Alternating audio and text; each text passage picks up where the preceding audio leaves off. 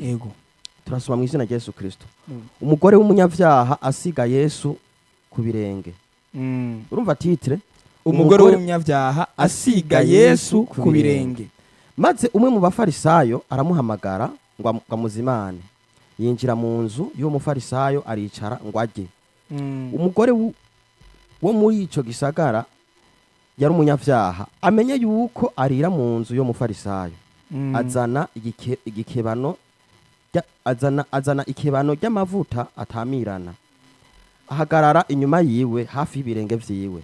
Arira atangura kumutonganyiriza amosozi ku birenge. Abihanaguza umushatsi wiwe. Arabisomagura abisiga ya mavuta. Wa mufarisayo yamuhamagaye abonye aribwira ati uyu muntu iyaba uvugishwa n'Imana yari kumenya uyu mugore amukozeko uko ari kwandi uko asa ko ari umunyavyaha. Reka dusome ku murongo wa 40 umurongo 48 avuga ngo abwira wa mugore aturahariwe ivyaha vyawe. Maze abasangira nawe batangura kwibaza uyo muntu batuyo ninde ko harira ivyaha. Abwira wa mugore ati ukwizera kwawe kurakwikishije genda amahoro Imana ishimwe cyane. Reka dusome n'undi murongo tugigwe ko dusome uyundi murongo w'ubutumwa bwiza bwa Yohana igice c'9 duhere ku murongo wa 38. Sawa? Yego. Abantu baraza gusoma chapitre zose. Eka tubabwire ko umuntu wese ariko kwikina kino ganiro nashaka kuvuga ati reka ntakabiri yagira ngo nanye navyibone ntadusanga umugabo bariko aratubesha. Ega birashika basanga ariko ariyongerera mutana. Turasoma mu izina rya Yesu Kristo. Yesu yumvise ko bamuhindiye hanze aja kumuraba. Aramubaza ati mbega wizeye umwana w'Imana? Nawe aramwishyura ati nindega mugenzi nkamwizera.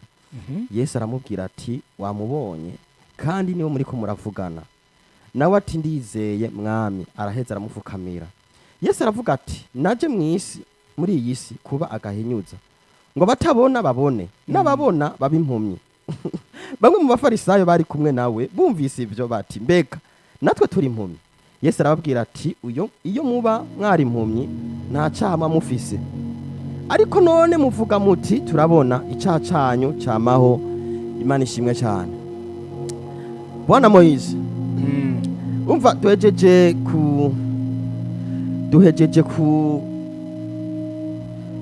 kuganira. Yego duhejeje gusoma Bibiliya kujanye ni duhejeje gusoma Bibiliya ikijanye n'izi nkuru zibiri. Izo ngoma mvuge hamaca mvuga igituma hari urwanko mu madini n'imbere yo kuza kwakira umushitsi. Yego.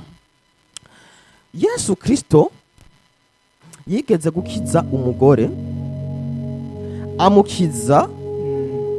akiza umugore. Uyu mugore yarafise impwemu indwi. Yego. Izo mpwemu indwi zamutera ubusambanyi. Impwemu indwi zitera ubusambanyi. Yesu aramukiza. Amukijije. Yego. Hama kandi aranamuharira. Yesu asharagenda. Hama kuko wa mugore agumana muri we urukundo rw'Imana muri we. Urukundo rw'Imana. Hama hacaza umufarisayo. Abafarisayo reka tubanze tukivuge. Abafarisayo n'abasadukayo n'abayuda bari abantu bafise idini bita Judaisme. Niryo dini ndibaza ko ariryo ryatanguye. Kuko ayandi yose yaje mu nyuma. Uravyumva? Ndaza kuyasigura ya. Hama abo ba Judaisme ntibigeze bizera Yesu. Oya. Namwe bitangwa ngo n'abayuda. Ya dini ry'abayuda. Idini ry'abayuda. Rero uyu muntu rero mu idini ry'abayuda yari umufarisayo. Yego. Aza guhamagara Yesu ati ngo dusangire. Umva ko yakoze ikintu ciza. Wa muntu rero araza no kwa Yesu. Yesu aramwemerera baraja gusangira. Haza n'abandi bafarisayo kugira ngo basangire nawe. Yego. Wa mugore yumvise ko Yesu ari muri ico gisagara afata igikebano c'amavuta niko twasomye. Yego. Umva urukundo rw'uwo mugore. Umva uwo mugore Yesu amukijije impwemu ndwi z'ubusambanyi zimutera ubusambanyi. Yego. Hama cazana igikebano c'amavuta aca asanga aho Yesu ariko arafungurira, aca barashika amufukama ku birenge, aca ararira, amusiga amavuta ku birenge, amanza ararira, amosozi ngo akorokera ku birenge vya Yesu, aramwoza ibirenge. Umuntu yararira, aca afata yamarira yaca ku birenge vya Yesu ngo yahanaguza umushatsi, yahanaguza umushatsi, hama ngaca afata y'amavuta azimvye y'igiciro kinini, hamwe yahera ayamusukako, ayamusuka ku birenge. Wa mufarisayo yari mu idini ry'abafarisayo, yego, kubera ko mu idini hari urwango, mu idini hari inzankano, aca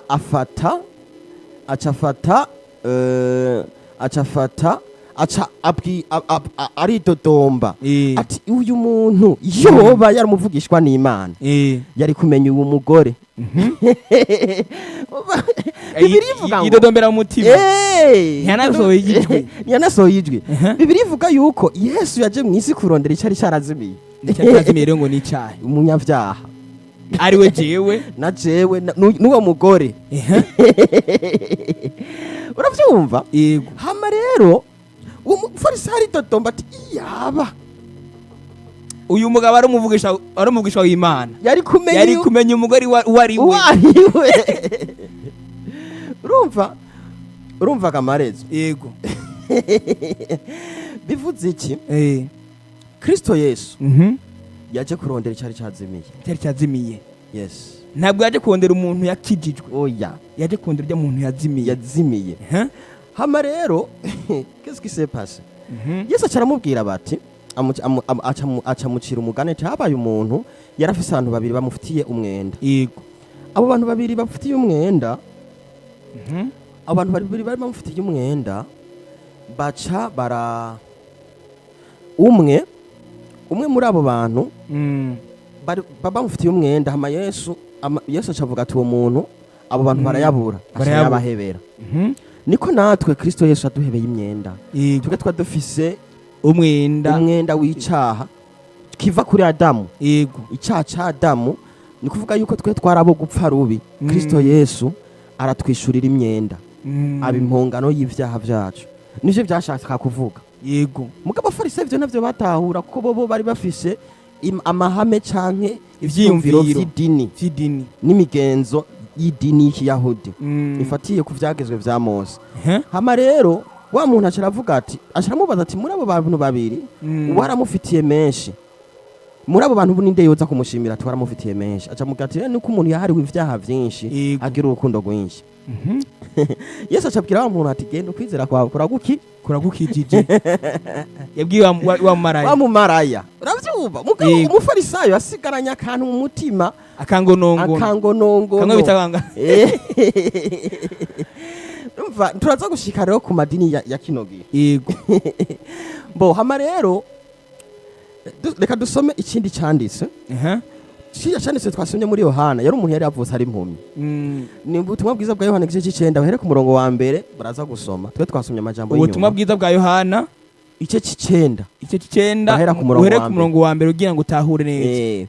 Umuntu yari yavutse ari impumyi, abigishwa biwe bariko bararengana na Yesu ari ku munsi w'isabato. Yego. Sibyo? Bariko bararengana babona umuntu w'impumyi. Bamwe basabiriza mwibarabara. Umuntu w'impumyi. Hama abigishwa bibaje babaza Yesu ati uyu muntu ko ari impumyi n'abavyeyi biwe bakoze icaha canke niwe yakoze ibyaha? Yesu arabishura ati ni kugira ngo igikorwa c'Imana kirangukire bose muri we. Basi Yesu araca afata utwondo acira amate avura utwondo amusiga ku maso ati genda uyuhagire mu ruzi Silowamu. Silowamu kwasobanura mukiza. Hama wa muntu aragenda ariyuhagira ava yabona. Yego. Urumva Kristo ikintu cyamuzaye ko ari ugukiza. Mugavye arababaza abantu bo mu idini. Yego. Burya abantu basanzwe batari mu idini ry'Abayahudi, abantu bari barirukanwe, ahubwo baranezerwa n'ukuntu Kristo aje kubakiza. Nurazi ko Yesu akoze akantu, umva akoze akantu kazima. Nigihe ngo yakije umuntu kwisabato. Barakomye ati umugabo ntiyari kubikora. Akoze idini nuko nyene rimeze. Hama bice bigenda gute? Idini ry'Abayahudi wa muntu acaragenda gusenga. Agenda gusenga. Yinjira mu sinagoge y'Abayuda.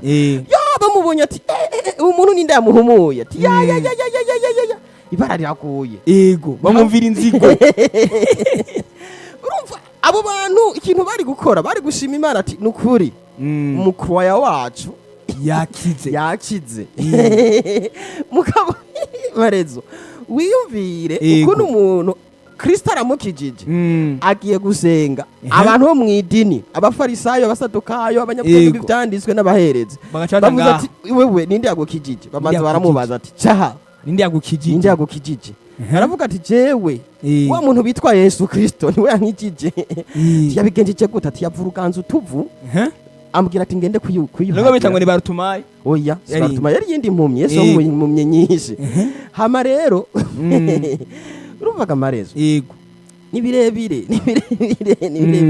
burya amadini kuba bafise ibyo bintu by'inzankano urwanko ibintu bifise inkomoko none abantu bakwanije Yesu wego ni hakukurwanya yego abantu bagwanije Yesu kandi bamuhora iki bamuhora ko yaje gukiza abanyabyaha we numvise dakurikira cyandizo ca mbere yuko ati umuntu akiza ibyaha ninde oro Kristo yari yaje gukuraho icyaha nama w'Imana ukuraho icyaha wa muntu yarafise impwemu ndwi impwemu yo kuwa mbere kuwa kabiri kuwa gatatu impwemu mbimi zamutera ubusambanyi hama rero aramukiza uwo mufarisayo aridoga ubu rero hatubonye abandi bafarisayo benshi rero baramutetaguza ati yabigenjeje gute ati yabwiye niyoge muri ruze Silowamu ncanza naho umuzi ebana bavuze ati ya kubera iki yagukijije ku sabato bacahamagara bongera baramutetaguza ati wowe ninde yagukijije vuga neza ukuntu yagukijije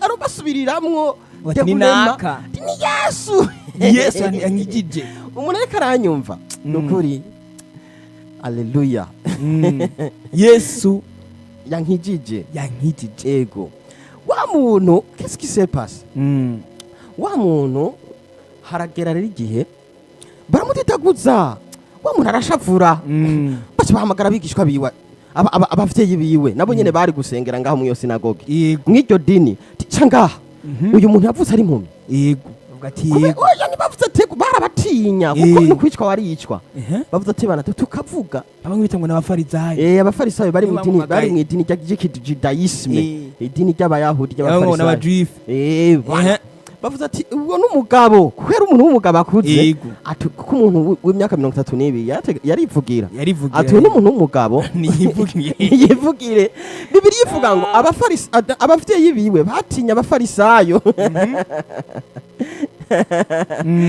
hama rero qu'est-ce qui s'est passé bimaze kugenda uko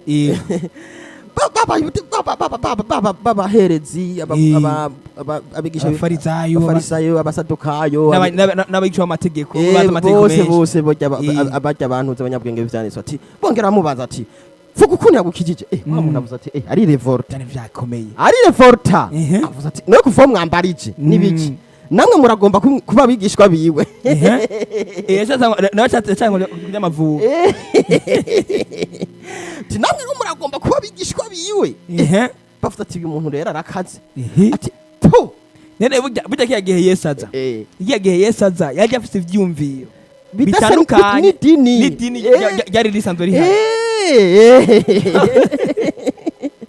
bitandukanye n'idini urumva bamugwanije n'ubu baramugwanya niko urutabimenya n'ubu Kristo baramugwanya mu buryo bwo kwanga ubutumwa bwiza bw'ubuntu bw'Imana yego ati wewe ninde avuze ati jewe nanje ro ndirevorce kuvuba ndirevorce nakuntu bwa mu ndiraguze gushika naho karimo nakadari ikintu cyiza umva Yesu yakoze ikintu kizima mwa mu ndiraguze kugira ngo mumenye ibasanga ari umuntu yoroshe baca baramugirana nabi ebana wa muntu qu'est-ce qui s'est passé avuze ati namwe muragomba kumwizera muragomba kuba abigishwa biwe nabo ati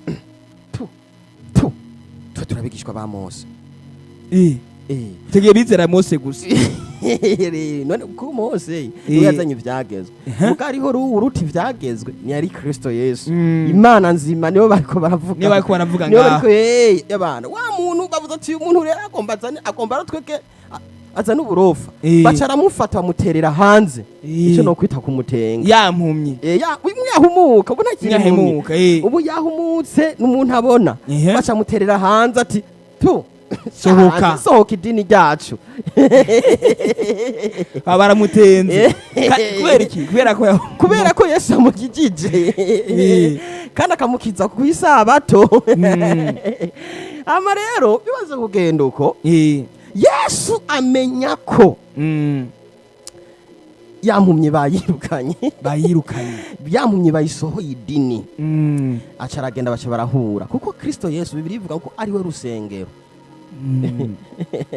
niwe rusengero hama rero bamaze kumwirukana Yesu araza aramubwira ati bakwirukanye tego banyirukanye none wizeye umwana w'Imana nawe aramwishyura ati ari hehe ngo ndamwizera ati n'uyu nyene muriko muravugana nawe hama asharafukama ndamwizeye Imana ishimwe cyane